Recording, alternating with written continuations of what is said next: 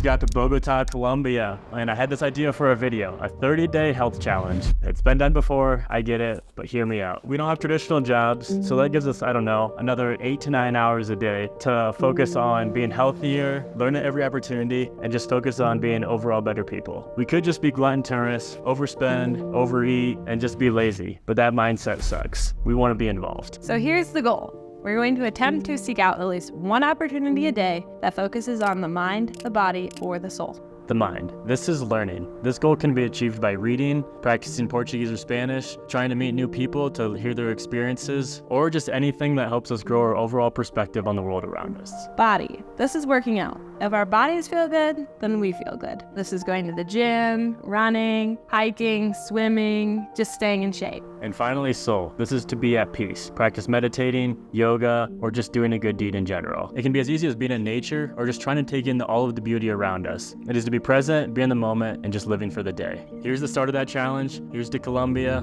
and here's to explore. We'll see what happens. Let's go. As we do with every country we visit, we have to get to know the capital city. With a population of over 8 million people, there are endless opportunities in Bogota. After our long flight from the States, we opted to do a quick yoga session and then a nice hike to Morro de Monserrate, a mountain over 10,000 feet in elevation that dominates the city center. Look at that view. The next day we wanted to explore the historic district and learn a little more about the city. Come to find out, when the Spanish conquistadors arrived in what is modern-day Colombia, they came across what seemed like endless gold. Originally, it was founded as the New Kingdom of Granada in 1538, and Bogota was its capital. You're in the sauna, a little bit of heat shock protein therapy. Oh.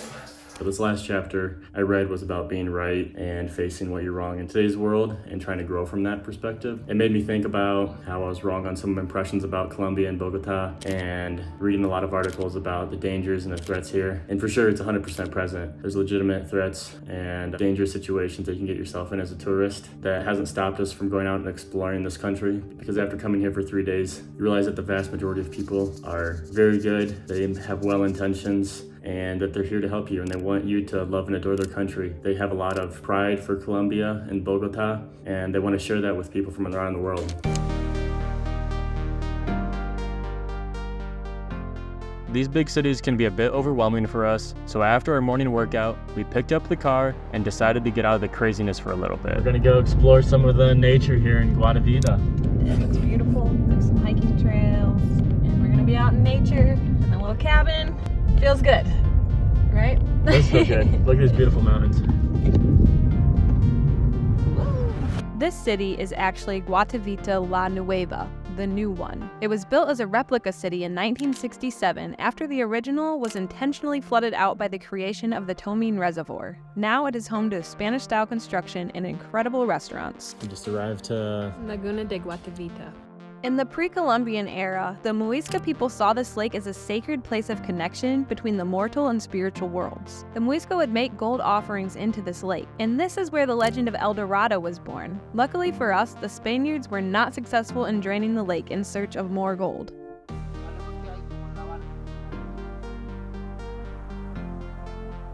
We're hiking Cerro Montecillo. And it's steep. It's an old, inactive volcano in Guatavita. Look at that. We're high up. Let's finish this, baby. We made it up to the top. It was a sacred place for the indigenous tribe of the Muisca people, and they actually brought up their leader and buried him at the top of the volcano. And after a long day of hiking in the heat, we enjoyed a little fire and a book in our cabin. The next morning we had a cup of delicious Colombian coffee, and we made our way to our next destination, Villa de Leyva. We had a long drive, so we ended the day with some yoga in our hotel room. Feeling refreshed, we were ready to explore this 17th century community, whitewashed buildings and cobblestone streets. and just in time for me to get food poisoning. I should have expected this after getting it in Brazil, Peru, Indonesia, and let's add Colombia to the list now. I'll spare you the footage, but I spent the rest of the day trying to recover. Feeling better, hopefully over the food poisoning and all the worst of it. So we're doing a short little hike up to the Mirador El Santo. Nice hot morning, another hike. Yep, let's go.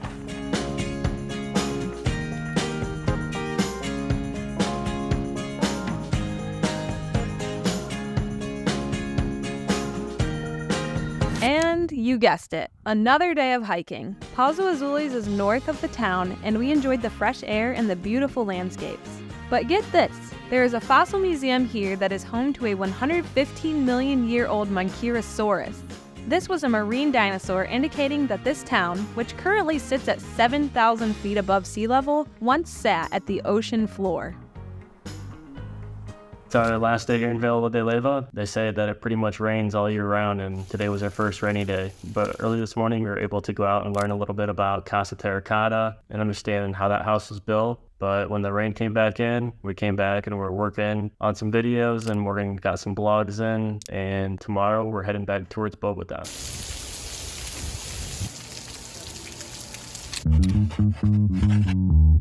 Okay, long day of driving. We're here in Mosquera. Still got to get our workout in for the day. So Morgan's got a full body exercise workout picked out for us. I'm gonna torture Jake. You ready? No.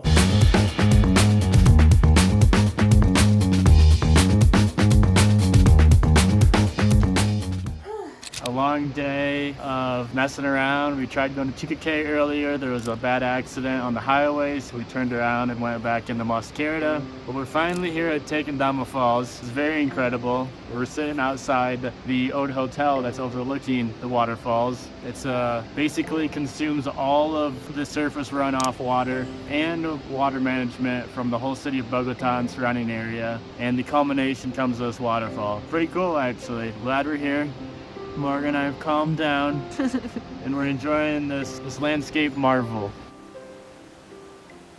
Well, as if we didn't have enough traffic issues yesterday, we were not prepared for Sundays in Bogota. Apparently, the biking community is so big here that every Sunday the city closes down the highways for bicyclists. Insane, right? We couldn't even leave the apartment, so we were left to read, practice some more Spanish, and work on our blog all day. Today's the day, right, Jake? Today's the day. We're gonna go do some hiking. Beautiful sunny day, clear roads. We're on our way. We're about 15 minutes out from the park. Chicaque. It is a mountainous cloud forest. We've been trying to get here for 3 days now, but now it's finally time to enjoy some more hiking. Meet our friends Tom, Buster, and Sally. They'll be coming along for this entire hike.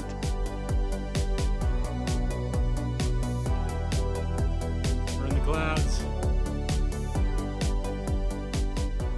Now we're back in downtown Bogota. Another nightmarish time driving in South America, and time for a quick workout before tomorrow. We think we're almost there, but we parked the car. We couldn't get all the way up to the access point because we have a teeny dinky car again. We have 4.5 kilometers until we're supposed to meet our guide. Because if Ramon's not there, we don't have access to the park. Fingers crossed. Chingaza offers one of the most unique ecosystems in the world. With the high elevation of the Andes Mountains, we are considered to be in the Páramo. Here, frailejones thrive to absorb the condensation from the clouds and transfer the water to the ground. But we're not here just to see the frailejones. We are here to witness the immense Lagunas de Seixa. We found out that the Spaniards were actually successful in draining Lagunas de Seixa to search for gold. Thankfully, the lake has since been restored.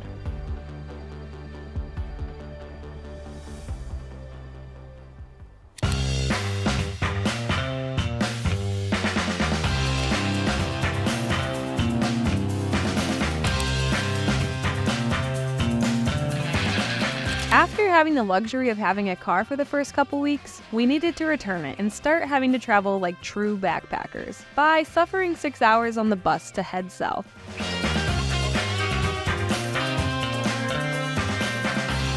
We're here in the Tatacoa Desert. And it's a lot hotter. Yes, we're about 2,000 feet elevation. A big difference from our 10,000 feet that we were having. Nice, cool weather the last few weeks. And Tatacoa is Spanish for rattlesnake. Fun fact, I watch out for snakes. Hope we don't see any snakes. I don't know if these mics are picking it up, but there's a lot of beautiful birds here. This area is known for its kind of colorful native birds that are only found in this region, so hopefully we're gonna find some of those down here in the desert. Here Excited to explore?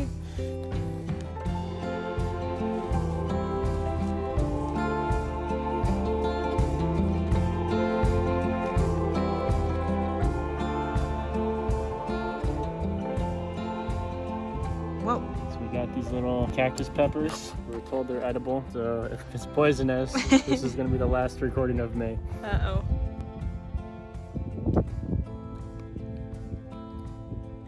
It's very similar to dragon fruit, Really? but with a hard little pepper shell.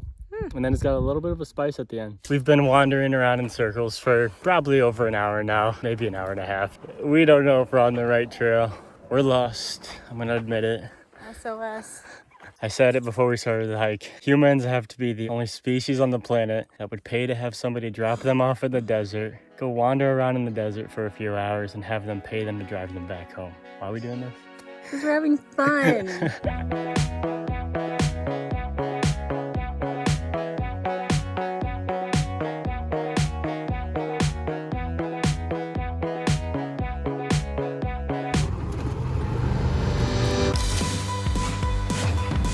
The bus was hot, long ride, but we're relaxing for the night. Getting a bite to eat, and then we're gonna go be bums. And then buses And then more buses tomorrow. And that's what we did. We woke up bright and early, hopped on another bus from Ibague to Salento, a beautiful tourist town surrounded by natural beauty. We continued with our daily exercises and planned out the next few days. Good morning, another day, another hike.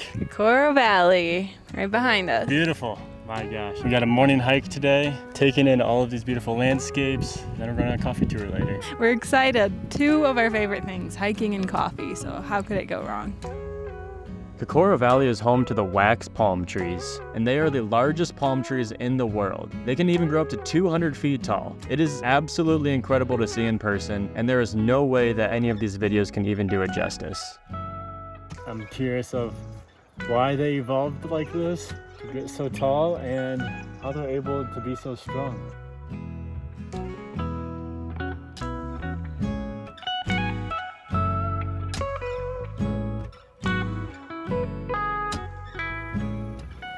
Then we were ready to learn about coffee. And really, we just learned that most coffee is horrible and the industry is a scam. So make sure to buy locally sourced coffee. Trust me, it tastes 1000% better anyways. This is a sign of acidity of the soil. Therefore, there was a monoculture going on for a while over here. A monoculture doesn't We met want- Carlos on a tour from his Casa Guadua projects. It was truly inspiring to see his passion for a sustainable living and eco-restoration. This is my life project. Wonderful. I've been living here for nearly 9 years, but we started this idea 20 years ago. Morgan scheduled us a massage that we just got finished with. Yes, it's very nice.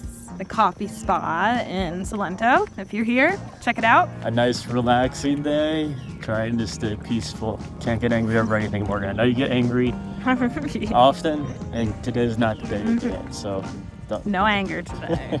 That's right.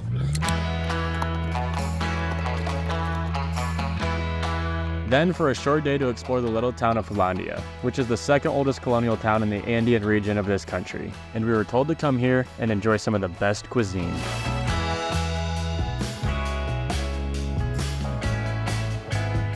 Then back to Salento to play this game known as Tejo, a crossover between cornhole and shooting guns. Basically, you drink beers and you throw away pot. Gunpowder. Gunpowder. And see if you can get an explosion. Here's learning something new. Yeah.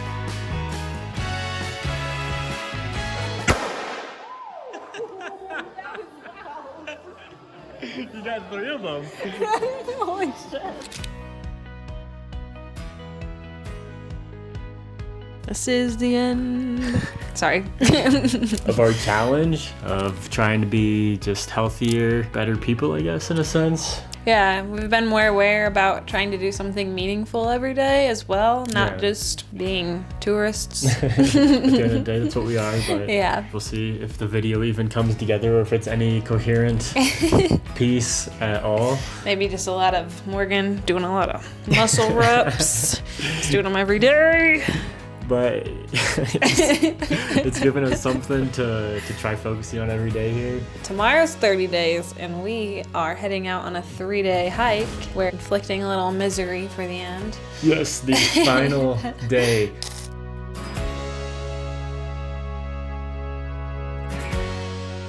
And what is life without finding purpose or suffering? Sure, our suffering will be self-induced this time, but our lives of health, happiness, kindness, and curiosity do not end here. It's a lifestyle choice that we're choosing to live every day. Thank you to everybody we met so far in our travels. We're excited for what's next because we're continuing our journey through Colombia. And now, a tough 3-day trek in Los Nevados. You excited for the hike? I think Nervous? so. I'm ready.